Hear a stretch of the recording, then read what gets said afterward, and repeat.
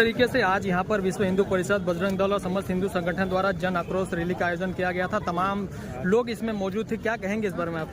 देखिए, पूरे देश भर में जो कोलकाता में हुई घटना है उसकी बहुत कड़े शब्दों में पूरा देश निंदा करता है और किसी न किसी तरह से अपना आक्रोश दिखाने के लिए आतुर है सब लोग, क्योंकि सब लोग चाहते हैं कि न्याय जल्दी हो और सही न्याय हो। हम सब चाहते हैं कि भारत की न्यायपालिका में एक नया कानून लागू हो, ऐसा कानून हो जिसमें मर्दों को एक डर रहे कि हम लोग अगर औरतों की तरफ बुरी नज़र डालेंगे तो हमारे ऊपर भी बहुत कड़ी कानूनी कार्रवाई हो सकती है। मैं तो कहती हूँ ऐसे दंडनीय अपराध के लिए मृत्यु दंड से बढ़कर और कोई दंड नहीं होना चाहिए। आप बोल रहे हो बिल्कुल सही है, हर जगह कुछ ना कुछ हो रहा है, भले ही कैंडल मार्च हो या आक्रोश रैली हो या मौन रैली हो, सब चाहते हैं कि न्याय जल्दी से जल्दी हो।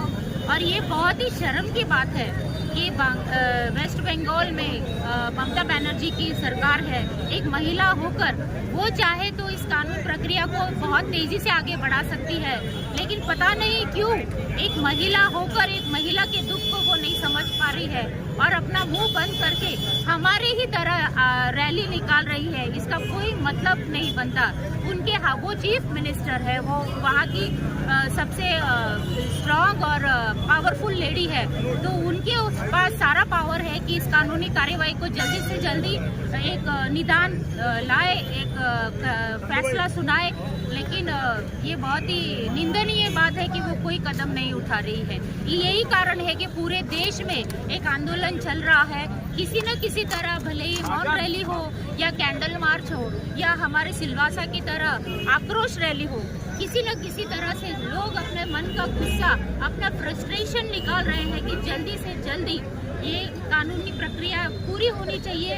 निर्भया की तरह सालों साल कैदी को जेल में रखकर उसकी सेवा नहीं करनी चाहिए, जल्दी से जल्दी उसको मृत्यु दंड देना चाहिए। जय श्री राम।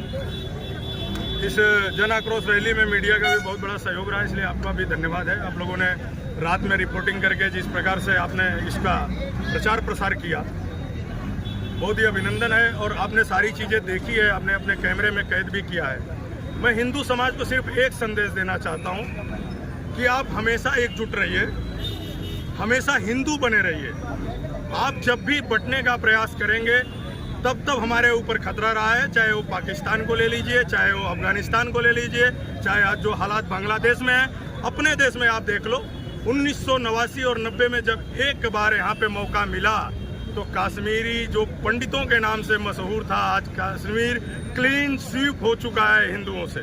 और वो काम केरला में भी हुआ, वो काम बंगाल में भी हुआ। तो धीरे धीरे ये चीज़ें, हम हिंदू भारत देश में अल्पसंख्यक होते जा रहे हैं और ये हमारी मजबूरी समझो, कायरता समझो। इसलिए हम हिंदू को चाहते हैं कि आप एकजुटता के साथ लड़ना सीखिए, आप जो है जवाब देना सीखिए, संघर्ष करना सीखिए। कब तक भागोगे आप? और आज सिर्फ भारत एक देश बचा हुआ है, आप यहाँ से भागोगे तो कहाँ जाओगे? आज उनके पास 56 देश है, कुछ लोगों के पास 10 देश है, हमारे पास तो सिर्फ लिखा जोखा एक ही देश है भारत। और हम यहाँ से भी भागना, पलायन करना शुरू करेंगे तो 10-20 साल में हमको भी एक ही ऑप्शन दिया जाएगा कि तुम लोग भारत छोड़ो या धर्म बदल लो।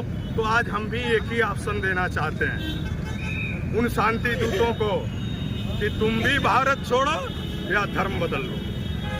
तो बात करें जिस तरीके से बंगाल के हादसे की आप बात कर रहे हो, जिस तरीके से आपने कहा बंगाल के हादसे के बाद, तो बंगाल में वहाँ पर जो एक पावरफुल लेडी की बात की जाए, ममता बनर्जी है, वहाँ पर एक महिला के साथ इतना बेकार दुष्कर्म किया गया। और तमाम जगहों पर आक्रोश रैली की बात की जाए, कैंडल मार्च की बात की जाए, कई दिनों से चल रहे हैं, लेकिन अभी तक किसी प्रकार का जो है इंसाफ की मांग उठ रही है, लेकिन कोई भी फैसला नहीं लिया जा रहा। उस बारे में आपका क्या कहना है? आप किसको पावरफुल लेडी कह रहे हैं? जो खुद की सरकार के विरोध में सड़क पे उतरी हुई है, वो पावरफुल लेडी कैसे हो सकती है? जो जस्टिस दिलाने की जगह जस्टिस मांग रही है, किससे मांग रही है? वो एक खास समुदाय के लिए सिर्फ पावरफुल लेडी है। वहाँ पे हिंदुओं का शोषण, दुराचार, अत्याचार बहुत दिनों से हो रहा है। और मैं बंगाल के हिंदुओं को भी एक संदेश देना चाहता हूँ कि निकलो और उखाड़ फेंको इस ममता बानो सरकार को, और अगली बार से इसका रूपरेखा भी बंगाल में दिखना नहीं चाहिए। आज विश्व हिंदू परिषद, बजरंग दल और समस्त हिंदू संगठनों द्वारा जो जन आक्रोश रैली का आयोजन किया गया था, उसमें मुख्य मुद्दा जो बांग्लादेश के कि हिंदुओं पर जो अत्याचार हो रहे हैं उसका विरोध प्रदर्शन करना था। साथ ही बंगाल में जो डॉक्टर ममिता है उनके ऊपर जो जघन्य अपराध हुआ, और वो अपराध के बाद वहाँ की ममता बानो सरकार द्वारा जिस तरीके से वहाँ पर उस आरोपी को बचाने की कोशिश की गई, उसके विरोध में ये जन आक्रोश रैली का यहाँ पर आयोजन किया गया था। और बहुत से लोग, मेरे मित्र खुद ऐसे बोले कि जो बांग्लादेश में हो रहा है उसका यहाँ पे जन आक्रोश रैली निकाल के क्या करेंगे।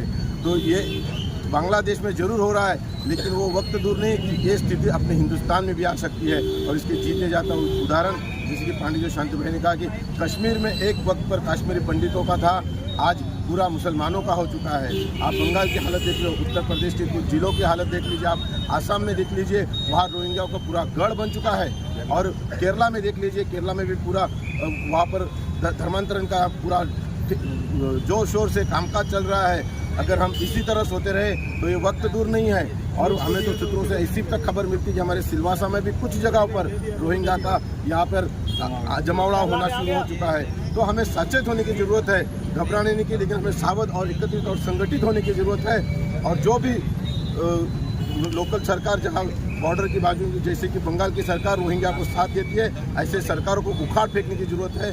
जो संविधान को नहीं मानती है, सिर्फ संविधान की किताब हाथ में रखती है लेकिन संविधान को नहीं मानती है, ऐसे सरकारों को हमें उखाड़ फेंकना होगा। इसलिए जन आक्रोश रैली थी। और मैं समस्त प्रदेश के और देश के हिंदुवासियों को कहना चाहूँगा कि ये जन आक्रोश अभी तक नहीं बल्कि आखिरी दम तक ये जन आक्रोश हर किसी के मन में रखना होगा, ताकि यहाँ का हर एक को बंदा समझ जाए कि यहाँ पर हम अब्दुल कलाम को तो सलाम करेंगे, लेकिन जो पर अफजल गुरु को कहेंगे उस पर लात जरूर मारी जाएगी।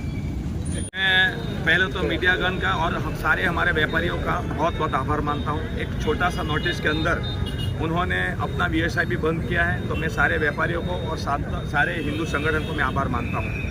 और खास करके आभार मानता हूँ विश्व हिंदू परिषद के अध्यक्ष श्री विठल पांडे जी, बजरंग दल के अध्यक्ष और पूरे हिंदू समाज का। मैं ये जन आक्रोश रैली का यही हमारा मकसद था, यही संदेशा था लोगों के बीच में कि हमको जागना पड़ेगा। कब तक हम सोते रहेंगे? अगर हम सोते रहेंगे तो रियल एक दिन हमको अल्लाह अकबर बोलना पड़ेगा।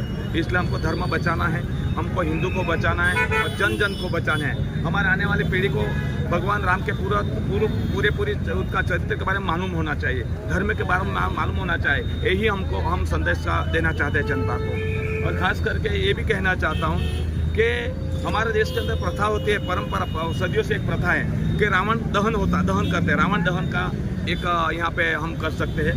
तो जब यहाँ इतना महापुरुष थे रावण, उसका दहन होता है तो ये बलात्कार जो रेप करता है उनका भी सड़े बाजार में के अंदर सड़े दाम उनका भी दहन हो, ऐसा कानून बनना चाहिए। ये मैं जनता से और सरकार से अपील करता हूँ। बस इस अवसर पे मैं सारे समाज लोगों का आभार मानता हूँ। और ऐसे ही हिंदू लोग एकता के लिए, एकजुट के लिए, अपना धर्म के लिए एकत्र हुए, ऐसा मैं ऐसा ही संदेश देना चाहता हूँ।